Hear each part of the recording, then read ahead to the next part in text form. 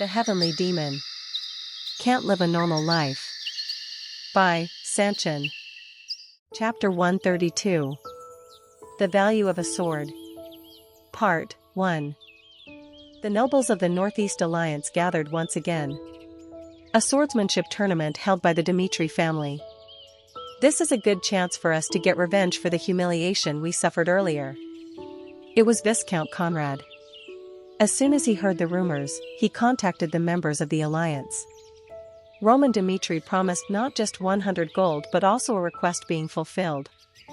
If the Northeast Alliance wins, we can present ourselves as winners, and in exchange for accepting Roman Dmitri's apology, we can display the great faces of our nobles, making people forget the humiliation.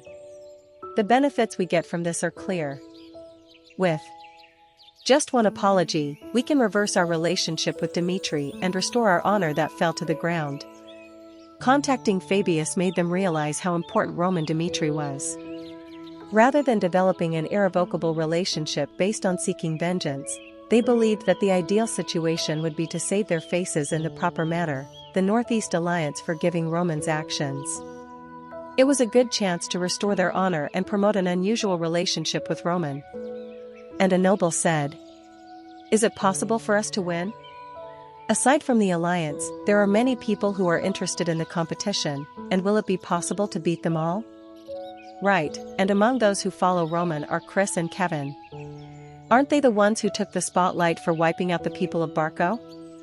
I remember that they had great fighting skills then, and if they are representing Roman in the competition, winning will not be easy. This was the stumbling block. They had to win. All their plans were possible only when one of them won. At that concern, Viscount Conrad smiled. "Yes, I don't think that winning is easy.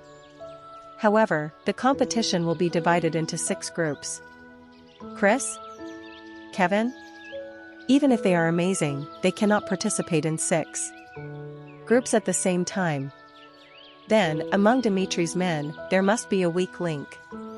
So, that is what we are going to aim for. All we have to do is evenly distribute the alliance forces among the 6 groups. So, obviously, at least one group will have a winner." That does sound possible. From what I heard, it doesn't seem like a bad plan. If we can get just one winner, our plan succeeds. The last few days were quite humiliating for them. They couldn't even raise their heads in front of people and didn't know how to resolve the strained relationship with Roman. Revenge and compromise. To succeed in both, this was the best chance. Viscount Conrad added, "The tournament is 1 month from now. Everyone should keep that in mind. There is no other way to restore the alliance's reputation unless we seize the opportunity provided by the heavens. So do not aim for any other means. Even if there is a limit to disguising as a warrior from another territory, we just need to produce a winner in some way. It will be difficult.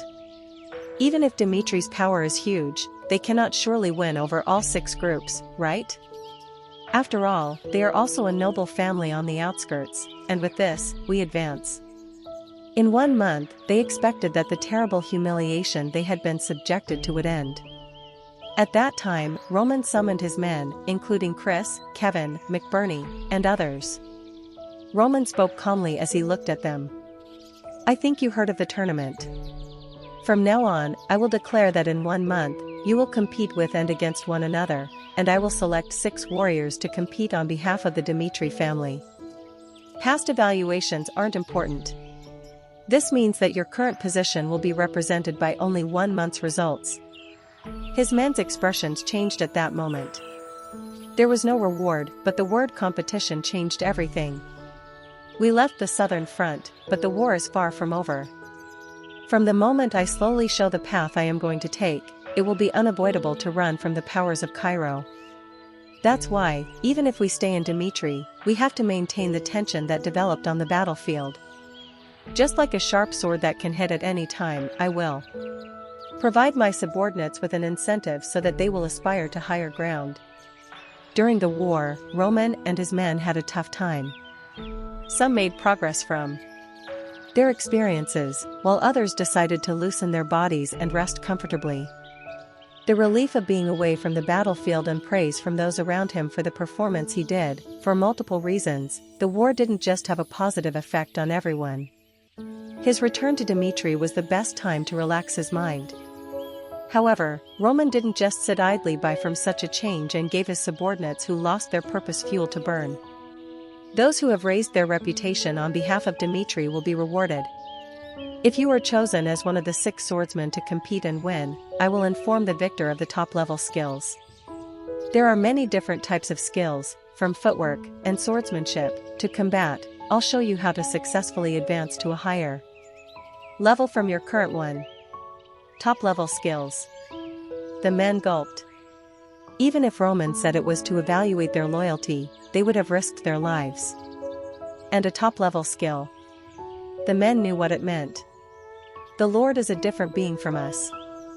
He knows a lot of knowledge that can be called a treasure on the continent, and we are getting stronger by taking some of his teachings. And if the Lord gives us a top-level skill right now, it will be huge. It is clear that he will teach a skill that is incomparably superior to any reward money. In the battle with Hector, tensions arose, and they developed strong bonds with their comrades. Their trust in each other had grown stronger, but they had no intention of giving up the things that Roman would provide them. Within the same group, they hoped to become the best. The fire Roman ignited in their hearts was intense. The competition has 2 purposes: to confront the nobles and make them face reality, and train my men perfectly. After the tournament is over, the situation in the northeast will probably change a lot. A one-time chance.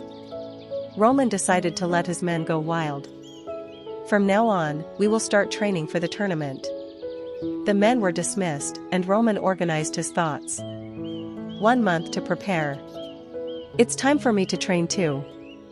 Roman saw a new world at the southern front. In the battle with Butler, he knew there were strong people, but he hadn't encountered many of them, and it was his first time witnessing Edwin Hector's magic. For the first time in his life as Roman Dmitri, he felt that his life was in danger, and in the crisis that followed, Roman felt his presence burn. Baek Jung-hyuk, heavenly demon, a being born from the verge of death. The crisis was familiar, and Roman felt alive as a human. But initiating a crisis is an act of stupidity, and I risked my life for victory, and the only way to avoid such constant crises is to become stronger. Just like how my subordinates are running to train for the tournament next month. I, too, will find a way to move ahead for the month or so. The enlightenment gained on the battlefield. It was a time when training was needed. This time, while staying at the forge, he was thinking about making a new sword while reviewing his condition. Sword. A tool. In order to advance to a new level, he needed a sword suitable for it, and it felt like the current one wasn't going to keep up with his growing strength. This was an expected result. He always made a sword suitable for the present, so the sword he was using was now a remnant of the past. Before going to training, he called for Lucas. "You called me, sir?" As the head of the Information Guild, Lucas accomplished a lot. Utilizing Dimitri's power and financial resources, he quickly took control of the surrounding area and recently absorbed the Black Moon Information Guild. Roman's thoughts were right. Lucas was an outstanding man with abilities anyone would admire, and he provided him with a clear reward. So he was able to quickly build a system similar to that of the lower district sect. It was different from the past. If he wanted Barco's information, then Lucas had the ability to get it done in 5 minutes. For the next month or so, I plan to go into a closed training. In the meantime, I won't be getting any reports, except in one case. If there's trouble in the family, I need the information to be delivered right then. I understand. And sell this sword. Roman handed him the sword. His sword. In order to make a new sword in the future, he had to let go of the current one. Its original name is Flame, but I changed it to Blaze because it is looking for a new owner. Any method of sale is fine. Without revealing who its former owner is, find a new owner for the sword. The profits will go to the Information Guild. This was Baek Jung-hyuk's way of living as the Heavenly Demon. Baek Jung-hyuk. had made several swords, and whenever he made a new one, he would leave the old one without any regrets. It was the desire of a craftsman. It was now an unneeded sword for his current self, and he hoped it would shine in the hands of others. They were called the treasures of the heavenly demon. As the swords went around the world, they met numerous owners, gained fame, and they proved to be useful to many. This time was no different. 1 month from now, Roman would have time to make a new sword. Therefore, it was time for him to let go of the past, and Roman hoped the swords would get a new owner. If it were a sword made by the hero of Cairo, then it would be something the rich would covet, and he didn't like that. At the very least, he hoped that the sword would find an owner who recognized its worth. Lucas took the sword. "I will see you in a month." At the end of their conversation, Roman took a step back toward the forge. His time in the hot forge would now begin. After separating from Roman, Lucas went around with the sword. "This is a great sword, no matter how one looks at it. Why sell this?" He was no blacksmith, but he was around the battlefield, and he had an eye for weapons, and this sword was something he was certain of. A smooth blade that could kill in a flash, one that would make people drool. In his mind, he himself wanted to pay a large sum to keep it, but the order given to him meant that there had to be a purpose. Such a pity. If I were still on the field, I would have done anything to buy this. Lucas cleared his thoughts, as this was Roman's order. So he was going to follow it. As he was suppressing his desire for the sword, a thought came to his mind. The Lord told me to sell the sword by any method. If the sword was made by the hero of Cairo and is auctioned off anonymously, how much will it be valued? It cannot be bad. And the Lord wanted the sword to find an owner, so those who know the value of the sword will be the ones putting a higher price. He thought of the perfect method, so his destination was set, the Northeast Commercial Center. He headed to Count Adelian's estate, where the warp gate of the captain was located. The Adelian auction house. And Lucas's heart pounded for the future. Chapter 133. The Value of a Sword. Part 2. Adelian. A city where commerce was most actively developed in the Northeast due to the existence of the warp gate. So the people of the Adelian family were the richest in the Northeast, but the central government was the one taking the lead in the warp gate installment, so they paid huge taxes for it. Even if the total amount they earned was similar, they were different from Dmitri, who made their own place and developed their own technology. When he got to Adelian, which was full of people, Lucas put on his robe and headed to the auction house. Guest number 23. Yes. The waiting line was long. Because the Adelian auction house was known for its reliable work, many people sought to sell their items there, even if it meant traveling a significant distance. Lucas was number 23.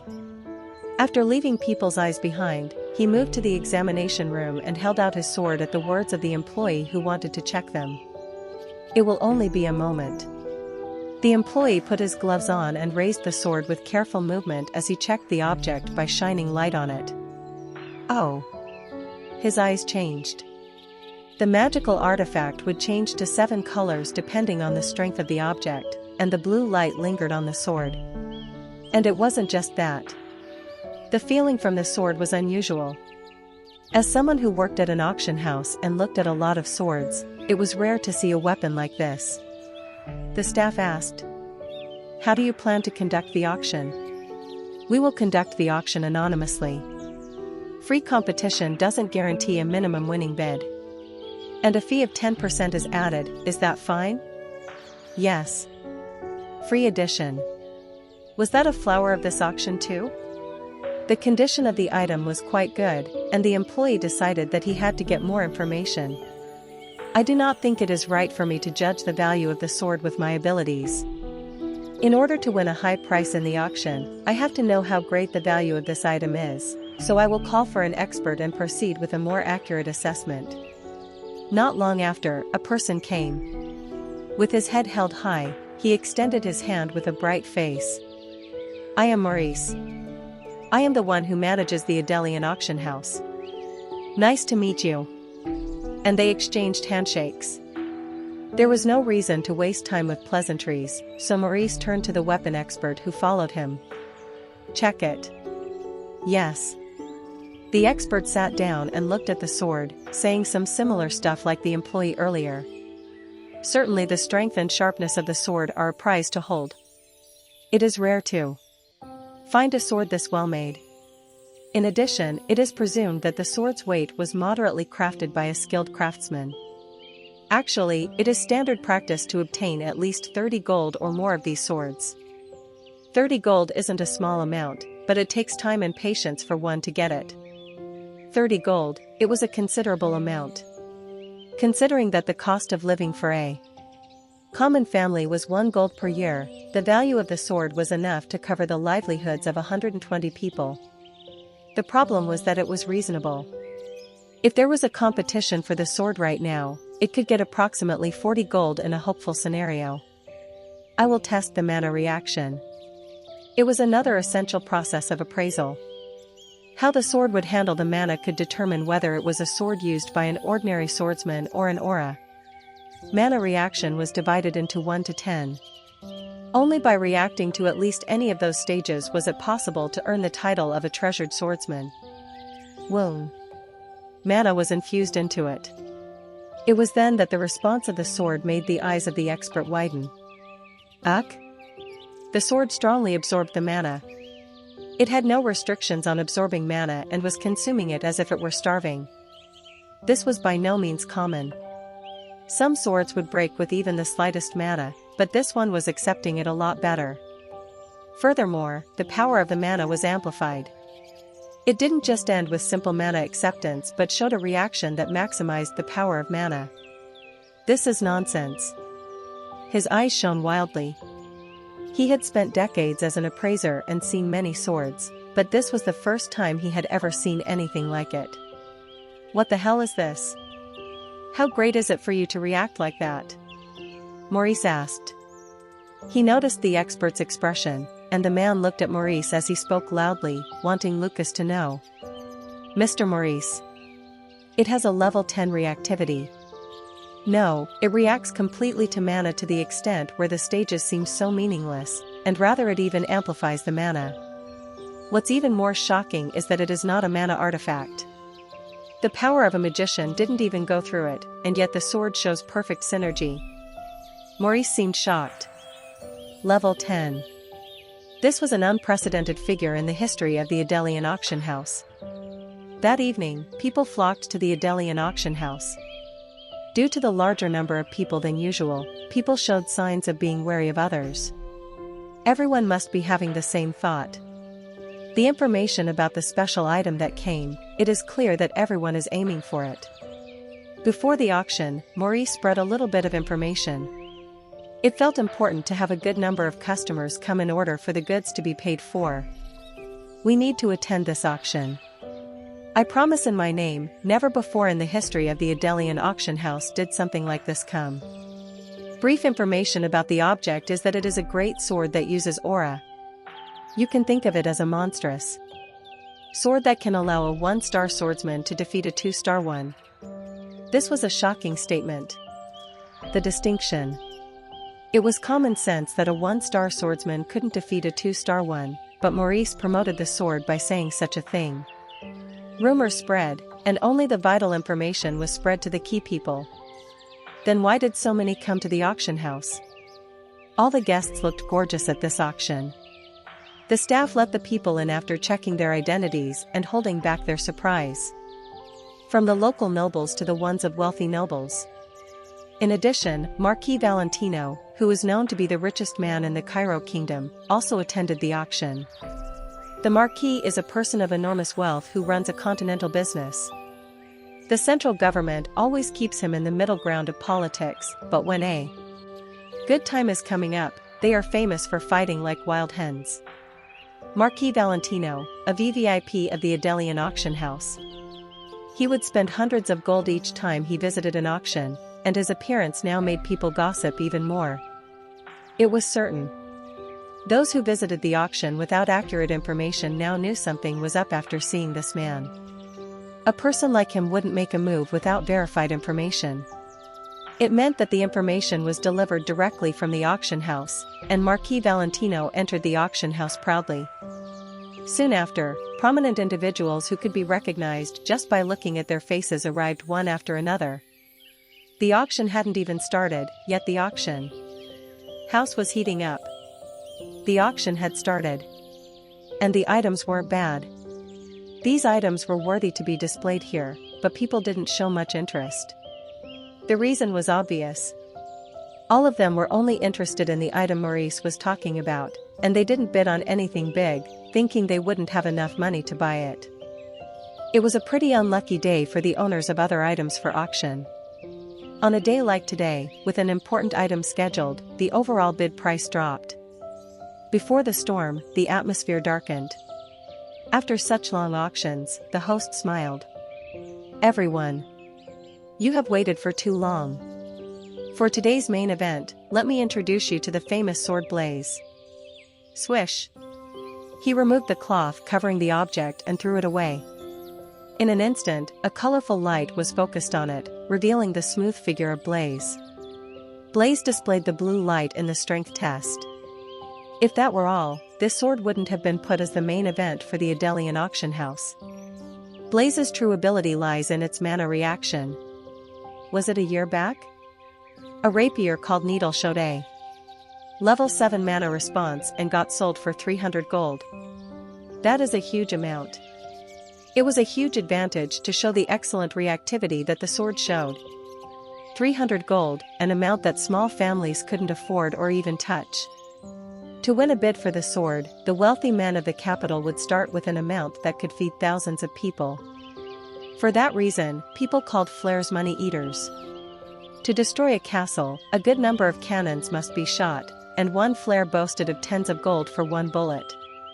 So, even if one mobilized a flare, if they did not win the war, there was a saying that the family would go bankrupt. The people of this place were those who were called rich and had hundreds of gold that they could spend on anything. Do not be surprised that Blaze's mana reaction is level 10. Not just that, but it has also demonstrated the ability to amplify the power of aura. We have done auctions for a lot of swords, but not once have I heard or seen anything like this. We will proceed with the auction now. The starting price will be 10 gold. At the words of the host, whisper.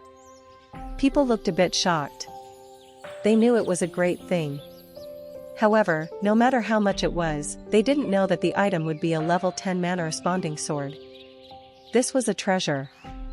If the ability of the sword that wasn't touched by a magician was this good, then this was a sword that an aura swordsman couldn't help but admire. Artifacts enchanted with magic. Their abilities were really great, but it was a sword in its pure state that could receive aura, and that was the major thing, so everyone raised their hands. In response to the announcement that the bid was starting, the host decided to start counting. Number 12 on 10 gold. Number 29, 20 gold. Number 18, 30 gold. From now on, we will proceed in units of 50 gold. Number 39, 100 gold. Number 41, 150 gold. Guest number 12 said to double it, so 300 gold in an instant. And the wall got crossed. This was expected. There had already been a successful bid like this, so they knew that 300 had to be touched. From now on, we moved to 100 gold. The price rose quickly, making the hearts of the people race. 100 gold, it was a price even the rich would think twice about. Using 100 gold wouldn't cause a financial loss, but investing that amount in a sword was something to think about. Because it didn't seem like it would be worth buying it for 100 gold. In a situation that would break through 500 gold in an instant, the people showed signs of hesitation. Finally, number 12 came with 600 gold. Wow! 600 gold. It was a huge amount. Even with a simple calculation, it could feed around 2,400 people a year, and it was an amount that most families couldn't even dare touch. Number 12 is now a celebrity. It was an expense that could be considered high, but the moment he heard the details about Blaze, he had to get it. It was then. From the other side, a signal was given, which made even the host's eyes turn wide. Aha! Number 53 just said to double the winning bid. 1,200 gold. This is totally unprecedented in the history of the Adelian auction house. Everyone immediately turned their heads. The people who recognized the face of the man fell into despair. Marquis Valentino. Cairo's great wealth. He clearly expressed his will to win the bid. Chapter 134. The Value of a Sword. Part 3. The sword called Blaze. Listening to the presenter's explanation, Marquis Valentino immediately recognized how valuable Blaze was. The true value of Blaze is not simply because of its level 10 reactivity. In the meantime, many famous swords were sold in the Adelian auction house, but not one of them had level 10 mana reactivity. Needle was just 7. It did get a high value for it, but the symbolism of reaching level 10 is something not every weapon can achieve. It was the first, and the rarity alone fueled his desire to bid.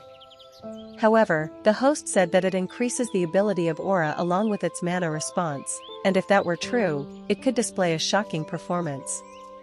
A sword could only be used as a weapon. Unless magicians had put something on them, they could not exert their effects beyond the role of the sword. Sword and magic sword. It is the dilemma of a swordsman. In order to use their aura with all their might, they had to wield a pure weapon. But in the case of mediocre weapons, the magic sword was preferred more as it could maximize the effect. One popular magic sword that enchanted its wielder was sharpness.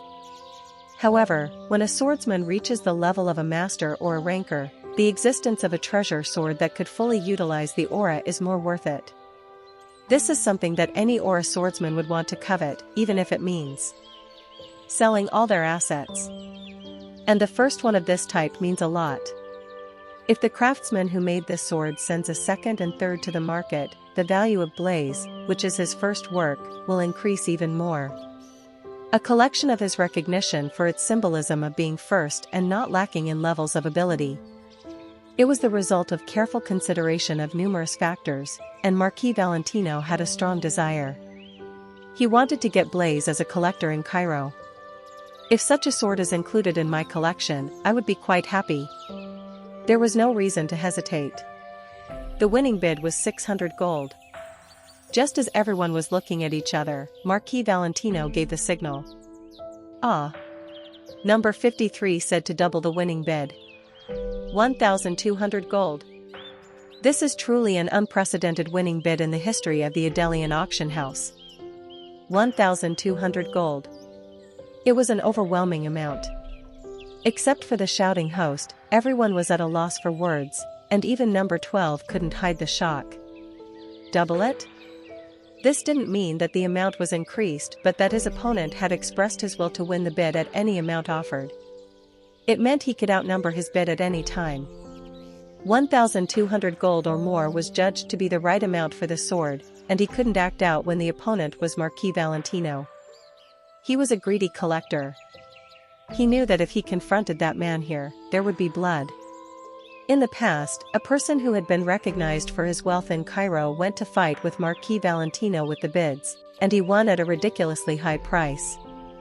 If that ended normally, he would have just won as the man with the highest bid, but then Marquis Valentino put financial pressure on the man to get that item back. The wealthy man who had already spent so much on the auction had suffered from overwhelming financial pressure and eventually sold the item he won at a low price and walked down the road of despair. And it was that same Marquis Valentino who was here. When he showed such a strong will, it felt right to take a step back. Finally. Bang! Bang! Guest number 53 had bought it for 1,200 gold. The owner of the sword Blaze, the treasure that made the Adelian auction house noisy, would now be Marquis Valentino, a wealthy man from Cairo. The auction was over. In order to receive the winning bid, Marquis Valentino moved. With the huge purchase of 1,200 gold, Maurice smiled brightly at him. How do I proceed with the payment? I will pay you right away. That way, I will be able to take Blaze back with me. I understand. It was a way to live up to his reputation. Usually, if the winning bid is high, It takes money to bring money, but Marquis Valentino didn't have to do it. One signal and his men brought a box of gold coins. Pointing inside the golden box, Marquis Valentino looked at Maurice and said, "It is 1,300 gold to be exact. The payment is 1,200 gold. How can I not know it? 1,200 gold is the price for the blaze, and 100 gold is my personal payment for you. I am a clean trader. I know that the Adelian auction house follows anonymous sales pretty strictly, but with people like me, you have to be flexible until the end in order to keep me around. Can you tell me who the craftsman is? I would like to meet them in person. As long as he doesn't find out that I have anything to do with the Adelian auction house, he should be fine talking to me." It was the devil's whisper. A condition for the extra 100 gold. Marquis Valentino wanted to meet the craftsman. He had nothing to do with him. It was just out of curiosity about the man who created Blaze. Just how? How could this person make such a sword? I apologize. Shoo. Maurice pushed the box away. 100 gold. He had greed. In fact, anonymous ones could buy and sell their items, and they could sell their information too, but this case couldn't be included in it. Think. The owner of Blaze trusted the Adelian auction house and sent the sword. The fee of this transaction would be 120 gold to their house, so if they kept the trust with this unknown person, they might send more goods to be sold. This was a matter of profit and loss. Even if it meant losing someone like Marquis Valentino, he believed that the person who made Blaze would trust the auction house and send more. With a determined attitude, Marquis Valentino took a step back. I can't do anything if you say that. Thank you for understanding my situation. No. It is a natural reaction from an auction house. However, next time that the same person's items come up, do inform me first. I understand.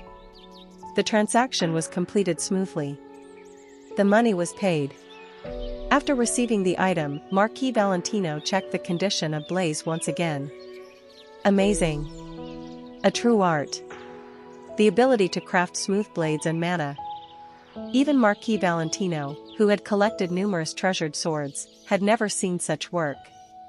So he called his men and ordered them. From now on, spread the word through Cairo. No matter how great a sword is, its value only increases when its greatness is known to people. And it is fine to invest money, so find the person who made Blaze. Perhaps, considering that it was the first trade to the Adelian auction house, it might be necessary to check in with the Dimitri House's blacksmith first. I understand. The greedy collector. Such a name wasn't given for nothing. He would surely find out the identity of the craftsman, and he would do anything to build a good relationship with him. Such pure desire. But what he expected from it wasn't that great. Anonymous owner. Lucas showed a bewildered reaction to the winning bid amount of 1,080 gold, excluding the fees. This much. Before the auction, he checked the market price of the item.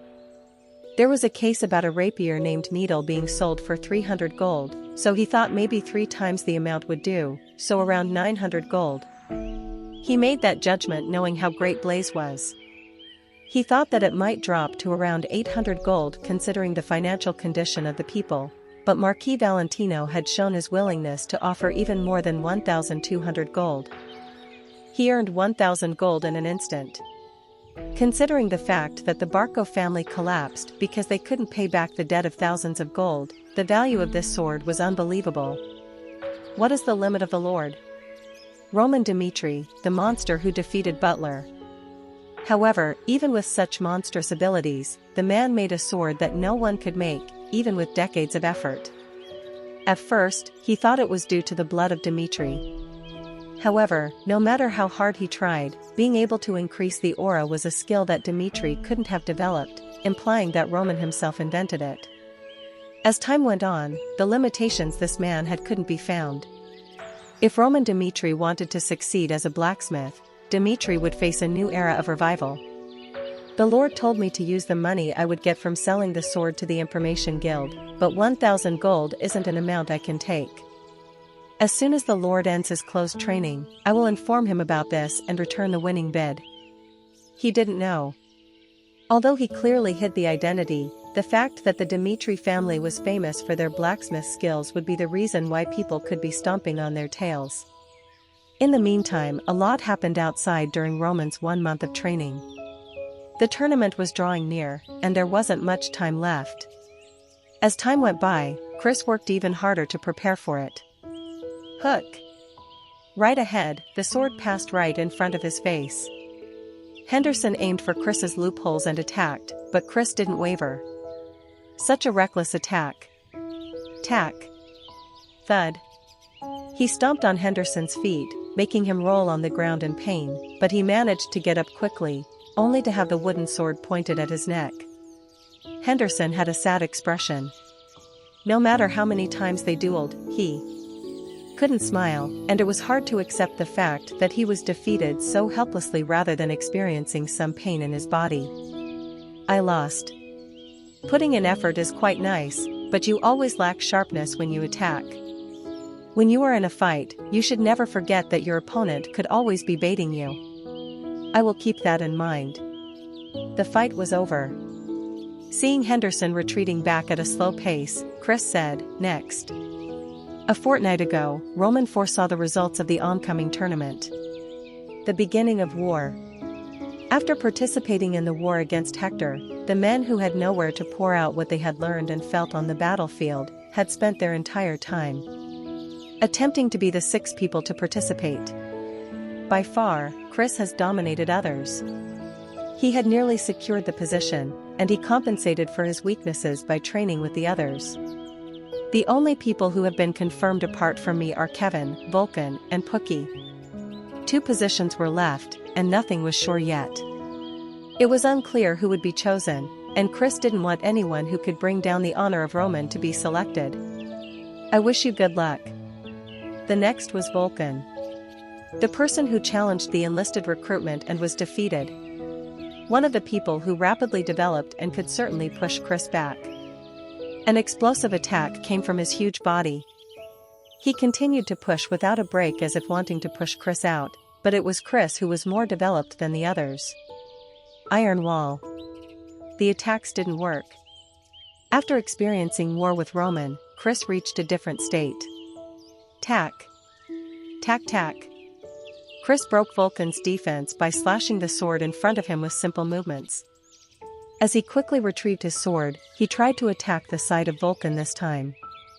And it was then. Quang. Rumble. There was an explosion at a distance. At that moment, Chris felt himself go stiff. Explosions in their town were common because they operated with mines, but the problem was that the source of the sound was in the area where Roman was doing his closed training. "Everyone stop. Head toward the Lord right now." Everyone rushed to follow his order. Roman. Chris rushed to the area where Roman was without even looking back. Chris and his men had no idea what had happened to Roman, who hadn't appeared before them for a while now.